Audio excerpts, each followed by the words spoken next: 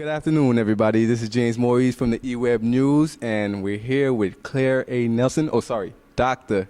Claire A. Nelson, founder of the Institute of Caribbean Studies. Yes, it is. Yes, that's right. I'm glad you gave me my props on my how many years of studying hard and burning the midnight oil. Thank you. Congratulations on that. I was actually with this Caribbean Tourism Organization and CACI, and they were talking about how powerful women are now, and in the next 30 years, they're actually going to take over. So let's talk about your role in taking over the world at this point.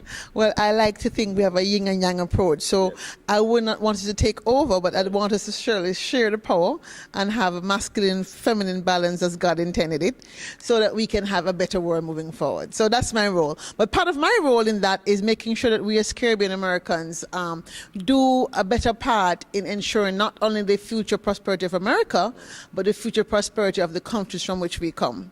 And that's why I've worked so hard to make June National Caribbean American Heritage Month. Congratulations for that, because I've been celebrating this since last year. This is when I first recognized it, but then I know President Obama made it official. When is it? Actually, it was first made official in 2006 by President Bush. We worked. Oh, look, Bush did have done something for the Caribbean, huh? Well, I don't know about that. I think yes, he did, but actually it was Barbara Lee who worked very hard with ourselves to get the bill first through Congress between 2004 and 2006, and then it went through the Senate and passed the Senate on February the 14th, 2006, and then President Bush signed the first national proclamation on June 6th, 2006. So here we are 8 years later, still trying to build the brand, build the movement. And somebody last year told me, a young man told me, Dr. Nelson, this is not a brand, this is a movement. You get all of us excited about being Caribbean. And as I hear your voice, I have a feeling you either grew up here or you came here very young. And I'm happy that you are owning the month, because many young people feel that the month is about my generation. It's not. That's why, contrary to some people who complain, it's not Caribbean Heritage Month, it's Caribbean American Heritage Month. So we can honor those young people who are born here, those whose grandparents came, whether they came in the era of Marcus Garvey, such as the grandparents of Helen Marshall, the borough president of Queens, or those who might be born here where grandparents came in the 1960s. We want them to feel a part of who we are, and that's why it's Caribbean American Heritage Month.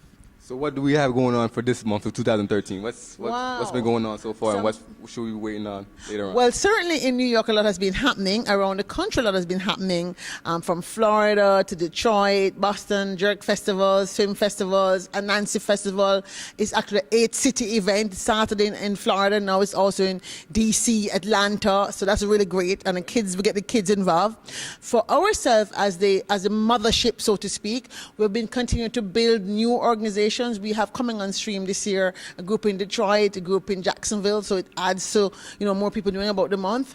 And the people in Atlanta are doing fabulously, because they're now on Fox TV every year, so it's great getting the word out. In Washington, the mothership, we're very focused on not only having the fun cultural stuff, but making sure that the people understand the role in shaping American policy.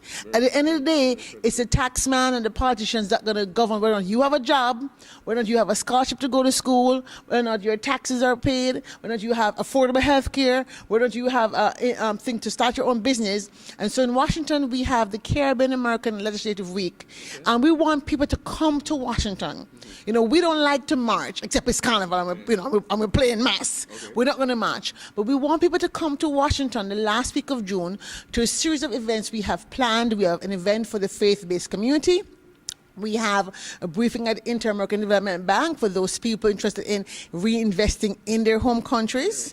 We have an event at the Department of Commerce for those businesses that are doing business with the federal government. So all the engineers that might be watching this, accountant, architectural firms, IT firms that want to do business at the state level or federal level, the Department of Commerce is doing a very special briefing with the Minority Business Development Agency for Caribbean American small business owners, because we got people in there too. Okay. We have something at the Patent Office, so for people who are into film, culture, arts, new products, that want to hear more about how Patent and Trademark Office, which allows for, again, specially designed for small business owners, because we have folk in here too, to talk about how the new patent and trademark law will affect those people in our community who are business owners who have products or inventions, and a lot of things people don't know about when you have a company, a T-shirt with a brand. How do you protect that brand and build your business? It's IP, intellectual property. Yes. We always forget that. People in the music industry, the film industry, new rules around, web content. So that is, again, another special event created just for us with the Staff Affinity Group, who are Caribbean American in the Patent and Trademark Office. So we're very blessed to have our people everywhere. Good. Then we have a legislative forum on the Hill, and nowadays we have 5 Congress people of Caribbean heritage. The latest being a young man from Nevada who has roots in Trinidad. Okay. So we now have 5: Florida, Nevada, New York, Texas, and US Virgin Islands. And so we'll be having an event the Thursday, and we'll be talking about small business, affordable health care, and the biggie, immigration reform. So we want to come up for that. And then lastly, we have the White House briefing, and with the same themes, but this time from the executive branch side. And we end the evening with a mini reception at the White House briefing. So we're working hard to ensure we have a broad representation, not just people who live in Maryland, who live in DC. We want to ensure that when people come to the Hill, they have a chance to go to the congressperson's office. We want to bring in people from New York, from New Jersey, from Philly, from Hartford, from Detroit. We are encouraging, every organization should send 1 or 2 people to come and represent. So it makes us more powerful as a community. It's important because you're right there with all the laws for where you're living on a daily basis is being made. So definitely. Exactly. People come out there and get heard. Get involved. Get seen, and get heard. These people, like I said, working with the Caribbean American Chambers of Commerce and Industry, and also seeing how Caribbean Caribbean Tourism Organization, and I see how the Institute of Career Studies. Let's talk about that now. Yeah. How are you? What's going on with that? Well, ICS is planning all of these events on the Hill, the Institute of Caribbean Studies, and beyond that, one of our major launching we have done is to launch a project around the sustainability of the Caribbean Sea, the thing that unites us.